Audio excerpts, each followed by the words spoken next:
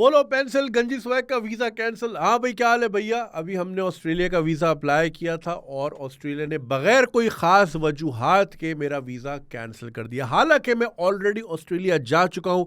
आप मेरी Brisbane, gold coast और मेलबर्न की वॉकिंग टेल्स भी देख चुके हैं, मगर उसके बावजूद मेरा वीज़ा कैंसिल हो गया। 26-28 मुल्कों में मैं जा चुका हूँ। दुनिया भर से आप मेरी वीडियोस देखते हैं, चाहे वो अमेरिका हो, यूरोप का कोई इलाका हो, मिडल ईस्ट हो, लेकिन फिर भी वीज़ा कैंसिल हो गया। हाँ, लेकिन यहाँ मैं डिस्क्लेमर देना चाहूँगा कि पहली बार जब मैंने ऑस्ट्रेलिया का वीज़ा अप्लाई किया तो मुझे मिल गया था और मैं गया। दूसरी बार अप्लाई किया, दूसरी बार भी मिल गया, लेकिन मैंने ट्रैवल नहीं किया। और अमूमन ऐसा होता है कि जब आप वीज़ा लेके ट्रैवल ना करें तो फिर वो मुल्क आपको सज़ा देता है, एक आध आपकी रिजेक्शन करता है। तो होपफुली यही वजह हो, ये वजह ना हो कि भाई अब पाकिस्तानी हमें नहीं चाहिए, जिस तरह दूसरे मुल्कों ने हमारी वीज़ा पे पाबंदियाँ लगा दी हैं या सख्ती कर दी हैं। यहाँ मैं बड़ी इंपॉर्टेंट बात करूँगा, ख़ासतौर पर यंगस्टर्स के लिए या वो पेरेंट्स जिनके बच्चे अभी आहिस्ता आहिस्ता बड़े हो रहे हैं और वो ये प्लान कर रहे हैं कि बच्चों को बाहर भेजना है। देखिए, हमारे मुल्क का एक बहुत बड़ा तबका लोअर मिडिल क्लास से ताल्लुक़ रखता है और हर कोई अफोर्ड नहीं कर सकता कि वो अपने बच्चों को आला तालीम के लिए अमेरिका, कनाडा, ऑस्ट्रेलिया या यूरोप के किसी मुल्क में भेजे। तो जो एक मुतवस्सित तबका है उनके पास एक ही ऑप्शन हुआ करता था कि वो किसी तरह लाख 1.5 लाख रुपए जमा करके किस्मत आजमाई के लिए दुबई, सऊदी, कतार, कुवैत ने तो खैर हमें बैन किया हुआ है 10-12 साल से, बहरीन, ओमान वगैरह जाएं, किस्मत आजमाएं, छोटी मोटी नौकरी लग गई, वहाँ डेरा डालने। और फिर इस तरह की लाखों मिसालें हैं कि लोग वहाँ 2-2, 3-3 नस्लों से रह रहे हैं, 60s के गए हुए हैं, उन्होंने वहाँ फैमिली रेस की वगैरह वगैरह, राइट।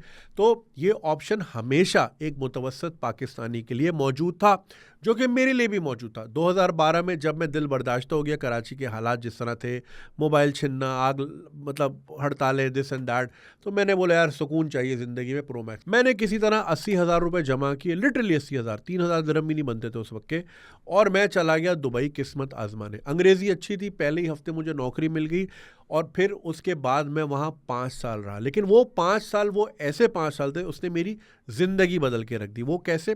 वो ऐसे कि पहली बार मैं ज़िंदगी में अकेला रहा। मनोज बाजपेयी का एक बड़ा अच्छा इंटरव्यू आजकल चल रहा है, आपने देखी होंगे क्लिप्स, कि जितनी जल्दी हो सके बच्चे जो है घर से बाहर निकल जाए। तो जब सर पे पड़ेगी ना तो वो उनको जिम्मेदार होना सिखाता है। जब कपड़े खुद धोने पड़ेंगे, जब बाथरूम खुद साफ़ करना पड़ेगा, सफाई करनी होगी, खाना पकाना होगा, अपने आप को जितनी जल्दी संभालना शुरू कर देंगे ज़िंदगी में उतने आप कामयाब हो जाएंगे। तो मेरे लिए वो एक ज़ाहिर लर्निंग कर्व था कि यार अकेले अपने आप को सरवाइव करना है। बुखार हो रहा है तो अम्मा नहीं है कि सर पे पट्टी रखेंगी या सूप बना के लाएंगी या पैनाडोल ला के देंगी। जो करना है खुद करना है। उसी बीमारी में खुद ही उठ के किसी तरह फार्मेसी गए, दवाई वगैरह ली, राइट। एक तो ये लर्निंग थी। दूसरी लर्निंग ये थी कि भाई 200 नेशनैलिटीज़ का वहाँ एक्सेस था। मोल्डोवा कौन सा मुल्क है मुझे पता भी नहीं था, मेरे दोस्त वहाँ के भी थे। तो कॉन्फिडेंस बढ़ा कि यार इतने कल्चर के लोगों से मिलना जुलना। और वही जुनेद अकरम जो कि कभी स्कूल के स्टेज पे खड़े होकर पोयम नहीं पढ़ी क्योंकि शर्मीले थे हमेशा से, आज लाखों लोगों के सामने आराम से बात कर रहा होता हूँ, बड़े बड़े इवेंट्स भी करता हूँ, राइट। ये कॉन्फिडेंस मुझे उसी एक्सपोजर से आया और उसी एक्सपीरियंस से आया। तो वो जो मैं मुंह उठा के दुबई चला गया और वहाँ 5 साल रहे और उस एक्सपोजर ने मुझे कॉन्फिडेंस दिया, और उस कॉन्फिडेंस की वजह से आज अल्हम्दुलिल्लाह जो भी आप देखते हैं उसी की बदौलत है। ये सिर्फ इसलिए मुमकिन हुआ कि मेरे पास एक एक्सेस था कि मैं मुंह उठा के दुबई चला जाऊँ।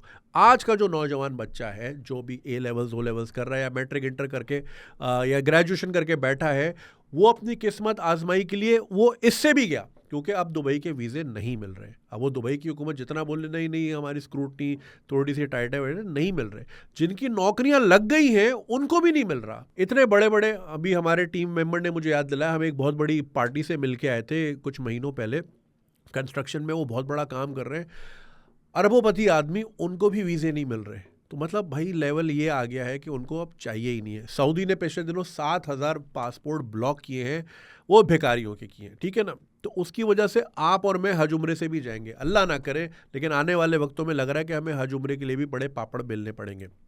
पॉइंट यहाँ पे ये है कि पहले ही हमारे मुल्क में अपॉर्चुनिटीज़ नहीं है, पहले से अब ज़्यादा आबादी है। जब 2012 में उस वक्त 20-21 करोड़ होंगे, आज 24-25 करोड़ है, राइट। तो यंगस्टर्स भी ज़्यादा हैं, अपॉर्चुनिटीज़ 2012 के हिसाब से मज़ीद कम है क्योंकि बहुत सारी कंपनीज चली गई हैं, बहुत सारे बिजनेसेस शट हो गए हैं। तो जो एक एवेन्यू था कि यार मुंह उठा के किसी भी अरब मुल्क में जाके काम कर लें या नौकरी ढूंढ लें, अब वो उससे भी गए। तो मुझे बड़ा अफसोस होता है, मैं आजकल जब बच्चों को देखता हूँ समझ से बाहर है कि ये करेंगे क्या। अब होता है भैया कि करे कोई भरे कोई। अब जाहिर है कि बरादर मुल्क देखें, इस तरह नहीं होता कि मुसलमान मुल्क है तो आए जाओ और गंद डाले जाओ।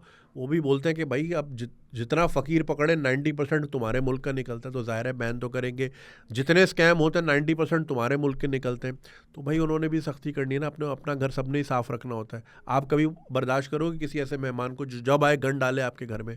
एक पॉइंट के बाद आप उसको भी रोक लोगे दरवाजे के, यार तू ना आया कर भाई, तू हमेशा गन डालता है। यही हमारे साथ हो रहा है। ये तो चले एक चीज़ हो गई। दूसरी चीज़ है वो बच्चे जिनको स्कॉलरशिप्स मिल गई हैं उन मुल्कों की जिन मुल्कों की एम्बेसी पाकिस्तान में मौजूद नहीं है। तो कुछ एम्बेसीज क्या करती हैं, वो रीजनल केसेस लेती हैं। फॉर एग्जांपल फिनलैंड की एम्बेसी यहाँ मौजूद नहीं है, तो फिनलैंड वाले ये कहते हैं कि भाई जो पाकिस्तान से यहाँ आने के ख्वाहिशमंद हैं तो दुबई में हमारी एम्बेसी वहाँ से आ जाए। वो सारा रीजन वो देख रहे हैं। तो जिन बच्चों की स्कॉलरशिप हाथ में है और फिनिश गवर्नमेंट उनको कह रही है कि भाई आप दुबई से, अबू धाबी से एम्बेसी से ले आए वीज़ा, वो कह रहे हैं हम वहाँ भी नहीं जा सकते। तो जिसके पास जाने का जरिया भी है वो भी फंस रहा है। एक बहुत बड़ी मीटिंग होनी थी और उनको भी दुबई का वीज़ा नहीं मिला, तो फिर उन्होंने लास्ट मिनट सऊदी में रखी है। बड़ी हाई प्रोफाइल मीटिंग की मैं बात कर रहा हूँ।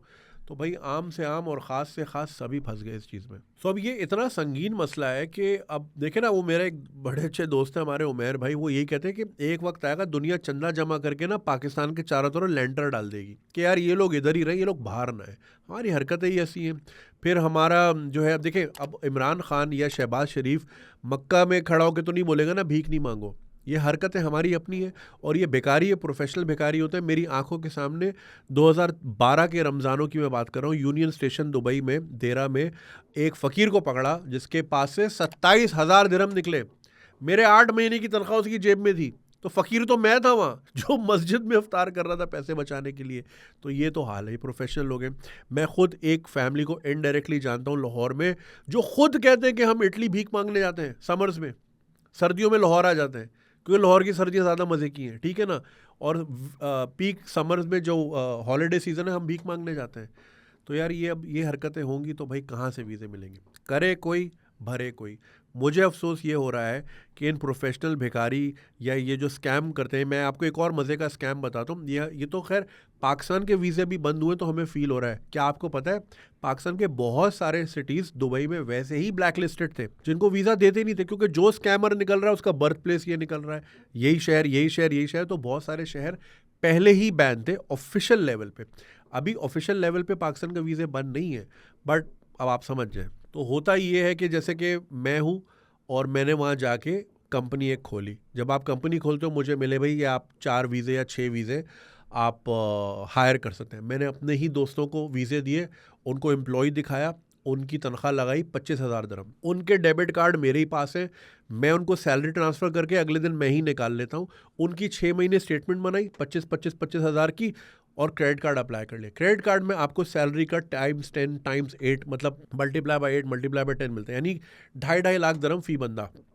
क्रेडिट कार्ड मिला, पूरा मैक्स आउट किया, बंदे भगा दिए वापस पाकिस्तान। ये लो जी आपके लाख लाख रुपए, आपका काम हो गया। बंदे भी खुश, वो ज़िंदगी भर के लिए बैन हो गए। जो कंपनी का ओनर है उसने बोला सारे स्कैम करके भागे, मेरे साथ तो धोखा हो गया। फिर अजमान गया, यही रिपीट किया, फिर फुजैरा गया, यही रिपीट किया। एक एक बंदे ने कितने कितने मिलियन के स्कैम किए। अब उससे हुआ क्या, जब देखा कि यार इसी शहर से सारे क्रेडिट कार्ड डिफॉल्टर्स आ रहे हैं तो ये शहर को ही बैन कर दो, कसूर को बैन ही कर दो, सियालकोट को बैन कर दो, हुंजा को बैन कर दो। ये हुआ है, बहुत सालों तक ये हुआ है।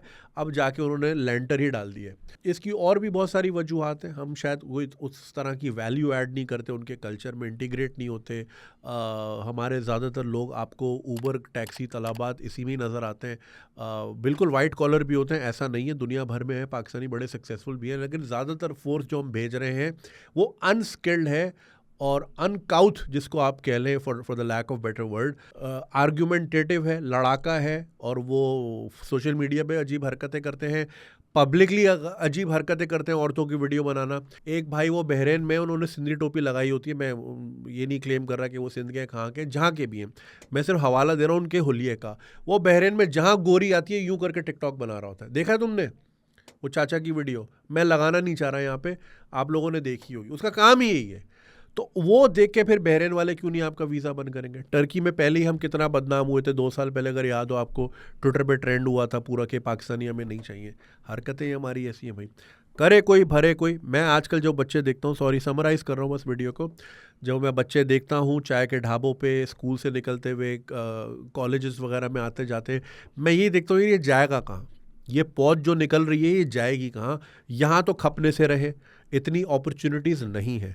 तो जो मुल्क हमें होल हार्टेडली वेलकम करते थे कि भाई आए अपना फ्यूचर बनाएं, जिनमें मैं खुद शामिल हूँ और ज़िंदा मिसाल हूँ, और अल्हम्दुलिल्लाह अच्छे वक्तों में अच्छे मौके से फ़ायदा उठाया, ज़िंदगी बदल गई।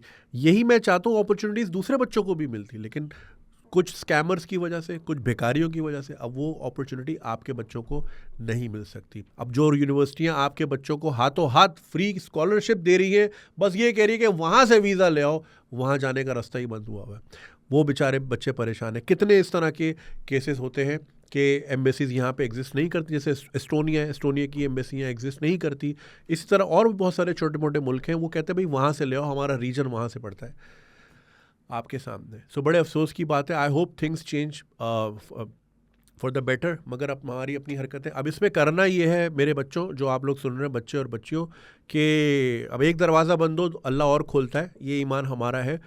तो अपने स्किल्स पे प्लीज़ काम कर लें, कुछ सीख लें, कुछ फोकस रख लें ज़िंदगी में। सबने टिकटॉकर नहीं बनना इस मुल्क में, सबने इन्फ्लुएंसर नहीं बनना। आई अंडरस्टैंड कि वो बड़ा लुक्रेटिव लगता है कि यार ये आज यहाँ घूम रहे वहाँ घूम रहे, वो हर कोई नहीं बन सकता। कोशिश बिल्कुल करें, क्या पता आप में टैलेंट हो, मैं डिस्करेज किसी को नहीं कह रहा, ना मैं ये कह रहा हूँ कि मेरी रोजी रोटी पे लात मारो, जिसका जो नसीब, मगर एक सॉलिड स्किल पे काम करें, कोई कुछ सीखें। अब एआई का दौर है, आपके फ़ोन में इतनी ताकत है, जो नील आर्मस्ट्रॉन्ग चांद पे गया था ना, उस रॉकेट का जो प्रोसेसिंग पावर है उससे 500 गुना पावर आपके फ़ोन में है। सोच रहे, समझ रहे? तो आप भी सितारों पे जा सकते हैं, इसका सही इस्तेमाल करें, कुछ स्किल वगैरह सीखें। मेरे पास रोज़ाना ईमेल्स आती हैं, वो इतनी बुरी लिखी हुई होती है कि एआई आपको उठा के ऐसा फेंकेगा, आप सोच नहीं सकोगे कि आपके साथ हुआ क्या है। तो आज के इस दौर में जहाँ चैट जीपीटी आपको पूरा लेटर लिख के दे देता है, आपको आज भी ईमेल नहीं लिखने आ रही।